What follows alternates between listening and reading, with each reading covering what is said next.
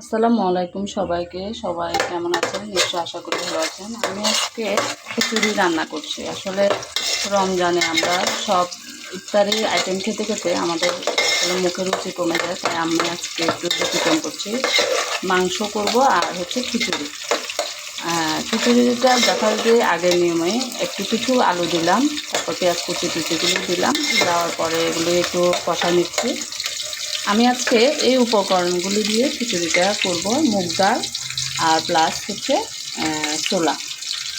আমরা সবাই জানি ডালে প্রচুর প্রোটিন এবং আমিষ আছে, এবং ডাল আমাদের মুগ ডালটাই বিশেষ করে আমাদের হার্ট ভালো রাখে, তারপরে প্রোটিনের অভাব দূর করে। আমরা খিচুড়িটা সাধারণত শিশুদেরকে বেশি খাওয়াই। শিশুকালে তাদের রোগ প্রতিরোধ এবং বিকাশের জন্য আমরা বিভিন্ন রকম সবজি দিয়ে এবং ডাল দিয়ে, মাংস দিয়েও খিচুড়ি করে থাকি। তাই আমিও আজকে ওরকম না, একটু ভিন্ন পোলাও চাউল দিয়ে একটু পোলাও আকৃতির খিচুড়ি করছি। মুগ ডালটা দিয়ে দিলাম পেঁয়াজ কুচির সাথে, আলুর সাথে, তারপরে ছোলাটা দিলাম, ছোলাটা দিয়ে দিলাম। এটা হচ্ছে আমাদের সবুজ কালারটা দিলে বেশি সুন্দর। এটা একটু হলুদ বর্ণেরটা দিচ্ছি আমি। এরপরে একটু দিয়ে দিলাম ঘি গানের জন্য।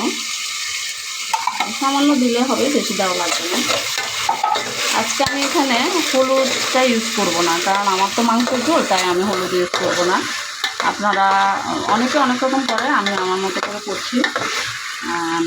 আপনাদের আশা করি ভালো লাগবে।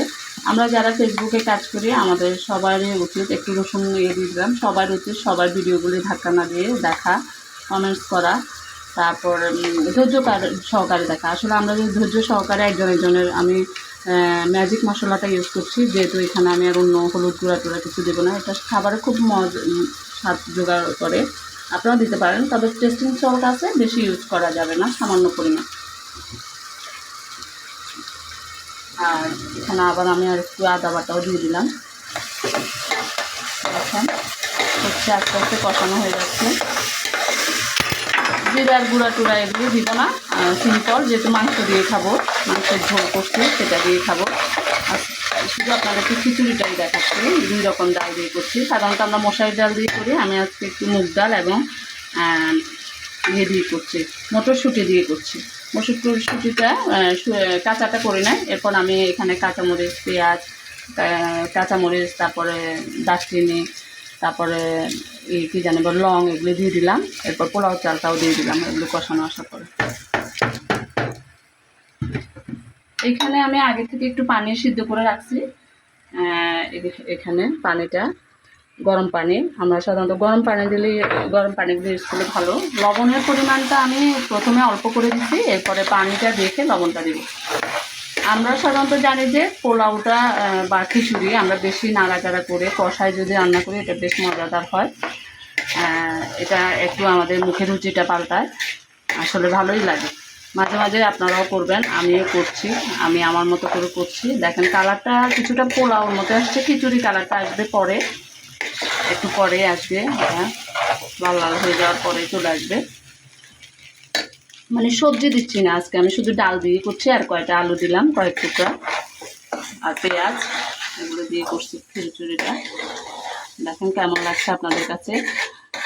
আপনারা আমার পাশে থাকবেন, ভালো লাগবে আপনারা আমার পাশে থাকলে। আমার ভিডিওগুলি দেখলে, লাইক কমেন্টস করলে আমার ভালো লাগবে। আমার ভালো দিকটাও বলবেন, মন্দ দিকটাও বলবেন, এবং প্লাস আমার জন্য যদি কোনো পরামর্শ থাকে সেটাও বলবেন। তো এভাবে কষাতে কষাতে যখন একদম একটা ইয়েতে চলে আসবে, লাল লাল ভাবটা চলে আসবে, তখন আমরা কী করব, আমরা গরম পানিটা দিয়ে দেবো। দেখেন এটা কেমন লাগছে আপনাদের কাছে। লাল লাল ভাবটা চলে আসছে, এখন আমি গরম পানিটা দিয়ে দিচ্ছি। এরপরে আমরা একদম মৃদু আছে, এটা ব্লক আসবে, মৃদু আছে দিয়ে দিব। দেখেন অনেক সুন্দর কালার আসছে। আমি কিন্তু এখানে হলুদ দিই নাই, শুধু ম্যাজিক মশলাটা ইউজ করেছি, আর কোনো মশলা ইউজ করি নাই, কারণ আমি মাংসর ঝোল রান্না করেছি, সেটা দিয়ে আমরা খাবো ইত্যাদিতে আসছে, আর শরবত এগুলিই থাকবে। তো ঠিক আছে, সবাই ভালো থাকুন, সুস্থ থাকুন। রমাদান তো শেষ হয়ে যাচ্ছে, আমরা সবাই সবার জন্য দোয়া করি। সবাই যেন ভালো থাকে, আল্লাহ যেন সবাইকে ভালো রাখে, যারা কবরবাসী তাদেরকে যেন আল্লাহ ব্যস্ত নসিব করে, কবর আজাব থেকে মুক্ত করে। ভালো থাকুন, সুস্থ থাকুন, আল্লাহ হাফেজ। বুঝলেন?